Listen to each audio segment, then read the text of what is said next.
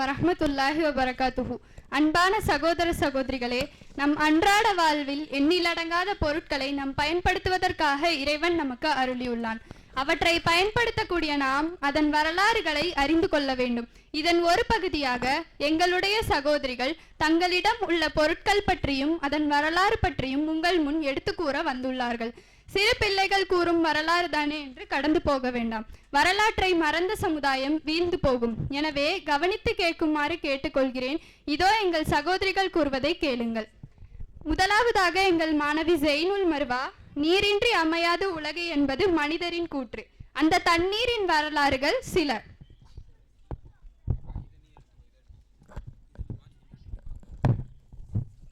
அஸ்ஸலாமு அலைக்கும் வரஹ்மத்துல்லாஹி வபரகாத்துஹு. என் கையில் இருப்பது தண்ணீர். இந்த தண்ணியை பற்றி நம்ம கண்டிப்பாக தெரிஞ்சுக்கணும். ஏன்னு கேட்டால் ஒரு மனுஷன் சாப்பாடு இல்லாமல் கூட இருந்துடுவான். தண்ணி இல்லாமல் இருப்பானான்னு கேட்டால் நம்மள யாராலையுமே தண்ணி இல்லாமல் இருக்கவே முடியாது. அந்த தண்ணியோட அருமையை பற்றி வரக்கூடிய ரமலான் மாதத்தில் நோன்பு வைக்கிறப்ப நமக்கு தெரியுது. அப்படிப்பட்ட தண்ணியை பற்றின வரலாறு தான் நான் உங்களுக்கு சொல்ல போகிறேன். நம்ம எல்லாரும் எதுலேருந்து படைக்கப்பட்டோம்னு நினைக்கிறீங்க? நம்ம எல்லாரும் தண்ணியிலேருந்து தான் படைக்கப்பட்டிருக்கோம். நம்ம மட்டும் இல்லை, உலகத்தில் இருக்கிற எல்லா படைப்பினங்களையும் அல்லாஹ் தண்ணியிலேருந்து தான் படைச்சிருக்கான். அல்லாஹ் குரான்ல சொல்கிறான் அல்லாஹு ஹலக குல்ல ஸாபத்தி மின் மாயின். ஒவ்வொரு உயிரையும் நம் நீரிலிருந்தே படைத்தோம்னு அல்லாஹ் சொல்லி காமிக்கிறான். அப்போ உலகத்தில் எல்லா படைப்புகளும், அதாவது நம்மளும் சரி உலகத்தில் இருக்கிற எல்லா படைப்பினங்களும் சரி, எதுலேருந்து படைக்கப்பட்டோன்னு பார்த்தீங்களா? நீர்லேருந்து தான் படைக்கப்பட்டிருக்கோம். அதே மாதிரி தண்ணியை பற்றி இன்னொரு வரலாறு சொல்லவா? தண்ணியோடைய மகிமையை தெரிஞ்சுக்க ரொம்ப முக்கியமானது. எந்த அளவுக்குன்னா, இஸ்லாமிய வரலாற்றில் ரொம்ப கடினமான போர் அப்படின்னா அது பத்ர் போர் தான். ஏன் கடினமான போர்னு சொல்லணும்னு தெரியுமா? இந்த போர் நடந்தது ரமலானுடைய மாதத்தில். அந்த நேரத்தில் எதிர்ப்படைகளில் நிறைய மக்கள் இருந்தாங்க. ஆனால் நம்ம இஸ்லாமிய படையில் ரொம்ப கம்மியான ஆட்கள் தான் இருந்தாங்க. இதை பார்த்த உடனே சஹாபாக்களுக்கு ஒரு மாதிரி கவலையாக ஆயிடுச்சு. ஏன்னு கேட்டால் எதிர்ப்படைகளில் இவ்வளோ மக்கள் இருக்காங்க, நம்ம வெறும் கம்மியான ஆட்கள் தான் இருக்கோன்ற கவலை வந்துருச்சு. அந்த கவலையை அல்லாஹ் எப்படி போக்கணும்னு தெரியுமா? இந்த தண்ணியை வச்சு தான் போக்கணும். அல்லாஹ் குர்ஆன்ல சொல்கிறான், தண்ணீரின் மூலம் உங்களை தூய்மைப்படுத்தவும், ஷைத்தானின் அசுத்தத்தை உங்களை விட்டு போக்கிடவும், உங்கள் உள்ளங்களை பலப்படுத்தவும், அதன் மூலம் உங்கள் பாதங்களை உறுதிப்படுத்தவும் வானத்திலிருந்து தண்ணீரை இறக்கினான்னு அல்லாஹ் சொல்லி காமிக்கிறோம். அல்லாஹ் தண்ணியை வச்சு நம்மளோட மூதாதையர்களான சஹாபாக்களுடைய கவலையை போக்கி இருக்கான். அப்போ இஸ்லாம் வளர்றதுக்கு ஒரு முக்கியமான காரணம் அப்படின்னா அது பத்ர் போர் சமயத்தில் நடந்த சில விஷயங்கள் தான். அந்த பத்ர் போர்ல சஹாபாக்களுக்கு ஏற்பட்ட பயத்தை அல்லாஹ் தண்ணி வச்சு போக்கியிருக்கான் என்பதை தெரிஞ்சுக்கிட்டோம். இனிமேல் இந்த தண்ணியை பயன்படுத்தும் போது ஒவ்வொரு நேரமும் நம்ம எல்லாம் இந்த தண்ணியிலேருந்து தான் படைக்கப்பட்டிருக்கோம் என்பதையும், இந்த தண்ணீரின் மூலயமா அல்லாஹ் இஸ்லாமிய வரலாற்றில் ஒரு பெரிய மாற்றத்தை ஏற்படுத்திக்க என்பதையும் நம்ம புரிஞ்சுக்கணும். இனிமேல் தண்ணியை பயன்படுத்தும் போது வீண் விரயம் செய்யாமல் தேவையான அளவுக்கு பயன்படுத்தணும். என்ன கேட்டால் இந்த தண்ணியை பயன்படுத்துவது குறித்தும் அல்லாஹ் நம்மளை மறுமையை நல்லா விசாரிப்பான். அஸ்ஸலாமு அலைக்கும் வரஹ்மத்துல்லாஹி வபரகாத்துஹு.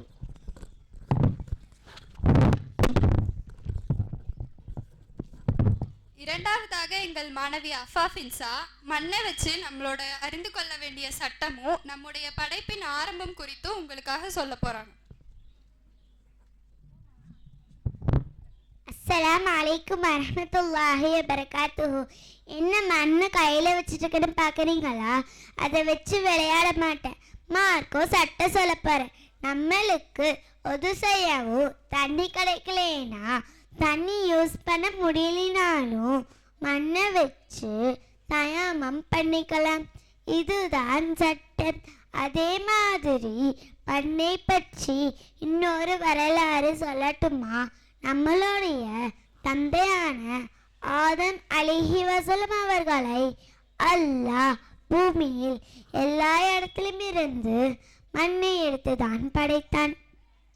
அதனால்தான் நம்ம வெள்ளை, கருப்பு, சிவப்பு, நல்லவங்க, கெட்டவங்க இப்படியெல்லாம் இருக்கிறோம். இன்னும் அல்லாஹ் குர்ஆனில் சொல்கிறான், ஹலக்கல் இன்சான மின் சொல்சானி கல்ஃபஹார். சுட்ட மண்பாண்டத்தை போன்ற ஓசை தரும் களிமண்ணால் மனிதனை படைத்தான். 55வது அத்தியாயத்தில் 14வது வசனத்தில் ஏழை பணக்காரன் கருப்பு சிவப்பு எல்லாருமே மண்ணுக்குள்ளே தான் வந்தோம், மண்ணுக்குள்ளே தான் போகவும் போகிறோம். யாரும் உயர்ந்தவர்கள் இல்லை, தாழ்ந்தவர்களும் இல்லை. அஸ்ஸலாமு அலைக்கும் வரஹ்மத்துல்லாஹி வபரகாத்துஹு.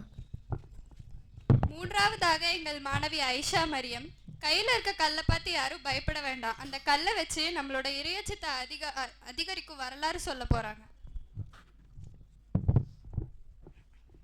அஸ்ஸலாமு அலைக்கும் வரஹ்மத்துல்லாஹி வபரகாத்துஹு. என் கையில் இருக்கிறது கல். இந்த கல் நம்ம எல்லாரும் சாதாரணமாக பார்க்கக்கூடிய ஒரு பொருள். நான் சொல்கிறத கேட்டால் நீ கல்லை கடந்து போக மாட்டோம், கவனிச்சுட்டு போவீங்க. இதோ கல்லின் மூலம் வரலாறு. நரகத்தின் எரிபொருட்கள் கல். அல்லாஹ் சொல்கிறான், ஃபத்தகுன் நாரல்லதி வக்கூதுஹன் நாசுவல் ஹிஜாரா, நரகத்திற்கு அஞ்சு கொள்ளுங்கள், மனிதர்களும் கற்களுமே அதன் எரிபொருட்களாவார். இந்த உலகத்துல கல் என்பது எரியாத ஒரு பொருள். ஆனா மறுமையில ஒரு எரிபொருளாக கல்லும் மனிதர்களாகிய நாமும் இருப்பதாக அல்லாஹ் சொல்றான். எனவே கல்லை காணும் போது நரகம் நம் நினைவுக்கு வர வேண்டும். கல்லின் மூலம் மார்க்க சட்டம் உள்ள வரலாறு தெரியுமா உங்களுக்கு? இதோ அந்த சட்டம். சுத்தம்னா என்னன்னே தெரியாத அந்த சமுதாயத்துக்கு சுத்தம் செய்ய தண்ணீர் கிடைக்காத போது கற்களை கொண்டு சுத்தம் செய்ய நபிகளார் கட்டளையிட்டுள்ளார்கள். மேலும் கற்களை கொண்டு வணக்கத்தை நிறைவேற்ற சொன்ன வரலாறும் உண்டு. ஹஜ் என்ற வணக்கத்தை நிறைவேற்றும் போது 7 சிறிய கற்களை வீசி ஷைத்தானை விரட்ட வேண்டும் என்பது வரலாறு. இன்று சிறிய கற்களை கொண்டு மார்க்க வரலாற்றை அறிந்து கொண்டோம். அஸ்ஸலாமு அலைக்கும் வரஹ்மத்துல்லாஹி வபரகாத்துஹு. நான்காவதாக எங்கள் மாணவி அன்சிரா, எல்லாரும் விரும்பும் கூண்டு, அதுவும் கிளி கூண்டு. உங்க முன்னாடி சொர்க்கத்து கூண்டு பற்றி சொல்ல வருகிறார்.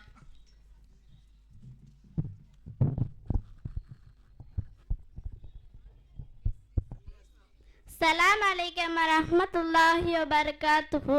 என் கையில் இருக்கிறது கண்ணாடி கூண்டு. முகம் பார்க்குற கண்ணாடி, கண்ணுக்கு போடுற கண்ணாடி, இந்த மாதிரி நிறையா கண்ணாடி பார்த்துருப்பீங்க. கண்ணாடி கூண்டு பற்றி கேள்விப்பட்டிருக்கீங்களா? அதுவும் அல்லாஹ் கிட்ட இருக்க கண்ணாடி கூண்டு பற்றி வரலாறு தெரியுமா? யாருக்கு தெரியும் சொல்லுங்க பார்ப்போம். நான் சொல்கிறேன். யார் அல்லாஹ்வுடைய பாதையில் அவங்க உயிரை தியாகம் செய்கிறாங்களோ அவங்க உயிரை அல்லாஹ் பச்சை நிற பறவை வயிற்றுல வைத்து அர்ஷுக்கு கீழே இருக்கும் கண்ணாடி கூண்டுக்குள்ளே வச்சிருவான்.